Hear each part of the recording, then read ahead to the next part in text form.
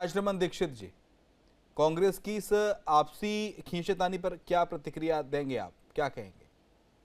शिवम जी नमस्कार, मेरे प्रवक्ता साथियों को नमस्कार और आपके सभी दर्शकों को मैं नमस्कार करता हूँ, प्रणाम करता हूँ। देखिए, कांग्रेस की जो हालत आज हरियाणा प्रदेश के अंदर है या देश में है, वो हमें बताने की जरूरत नहीं है। कांग्रेस के अंदर ना नियति है, ना नेता है और ना नियत है। कांग्रेस के अंदर कुछ भी नहीं है। कांग्रेस अभी हाल में राज्यसभा का चुनाव हुआ था, जिसके अंदर भी हमने कांग्रेस का हाल देखा है। कांग्रेस के विधायक माननीय हमारे प्रदेश के मुख्यमंत्री जी की प्रशंसा करते हैं। वो अपनी अंतर आत्मा की आवाज सुनते हैं, उस अंतर आत्मा की आवाज से वोटिंग करते हैं। देखिए, जो भारतीय जनता पार्टी की सरकार है, भारतीय जनता पार्टी हमेशा पारदर्शिता और भ्रष्टाचार मुक्त जो जीरो टॉलरेंस की बात करती है और हमारे मुख्यमंत्री जी उस बात पे अमल करते हैं।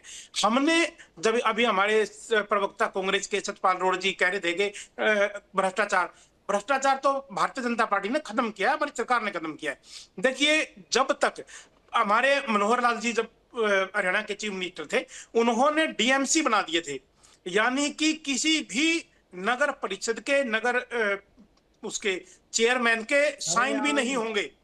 जब साइन नहीं होंगे तो करप्शन की बात ही नहीं है। आपके यहाँ दलाल बैठा अरे रखे सतपाल हैं जी, अब आराम से सुनिए पहले मेरी बात। निगमों में जाकर आप सुनिए पूछो, आराम लोगों से की लाइन लगी मैं हुई आपकी है। एक एक बात पे आऊंगा। आईडी नहीं बनती, तो हमने आईडी तो नहीं बनती उसके ऊपर डीएमसी बना दिए, डीएमसी नियुक्त कर दिए। अब जितने चेक साइन करता है वो डीएमसी करता है, जो एक्सीएस अधिकारी होता है। चेयरमैन के पास तो पावर ही नहीं रही कि वो साइन करे, भ्रष्टाचार फैलाए। दूसरी बात कि जब मनोहर लाल जी थे, उन्होंने एक बड़ा कड़ा फैसला लिया था भ्रष्टाचार को रोकने के लिए कि उन्होंने नगर परिषद और मेयर के चुनाव सीधे करवाए, जो विपक्ष ये कह रहा था कि कभी ये पॉसिबल हो ही नहीं सकता। और माननीय उस वक्त के हमारे जो मुख्यमंत्री थे मनोहर लाल जी, उन्होंने इतना बड़ा फैसला और इतनी स्पष्टता के साथ लिया कि आज भ्रष्टाचार मुक्त, जो पहले एमसीओ की खरीद फरोख्त होती थी, पार्षदों की रेकी होती थी, पार्षदों को बाहर लेके जाया जाता था चेयरमैन बनाने के लिए, वो हमारी सरकार ने खत्म किया है। हमारी सरकार ने सीधा सीधा चुनाव करवाया है। जनता जिसे पसंद करेगी, जिस पार्टी के उम्मीदवार को पसंद करेगी, वो बनेगा। तो हमारी जो पार्टी की जो पॉलिसियां हैं वो जीरो टॉलरेंस की है। हमने तो भ्रष्टाचार पे वार किया है। दूसरी बात आप देखिए, नगर परिषद, नगर पालिका और मेयरों के पास हजारों करोड़ों रुपए की ग्रांट आती है, जो सड़कें बनाने के लिए, जो सीवरेज की व्यवस्था को दुरुस्त करने के लिए, और यहां तक कि शहरों शहरों की दुरुस्त नहीं है सीवरेज की, हमने गांव में भी अमृत योजना के तहत सीवरेज डालने का काम किया है। दूसरी बात, शहर जब से 2014 से भारतीय जनता पार्टी की सरकार आई है, तब से हर नगर पालिका, नगर परिषद और नगर निगमों के अंदर डोर टू डोर कचरा उठाने का काम जारी हुआ है।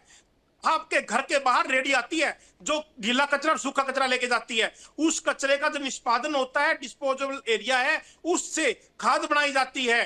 पानी की जो है वो दुरुस्त की गई है, नहरों में पानी पर्याप्त आता है। दूसरा, वाटर पंप, जहां भी हमें लगता है, जहां से भी कोई आग्रह आता है, तो वहां पर पानी के पंप लगाए जाते हैं। जिस तरह से पंचकुला सीट पर कांग्रेस को लेकर खींचतानी है, तो क्या ऐसी कोई सीट है जिसको लेकर बीजेपी के कार्यकर्ता आपस में भिड़ रहे हो?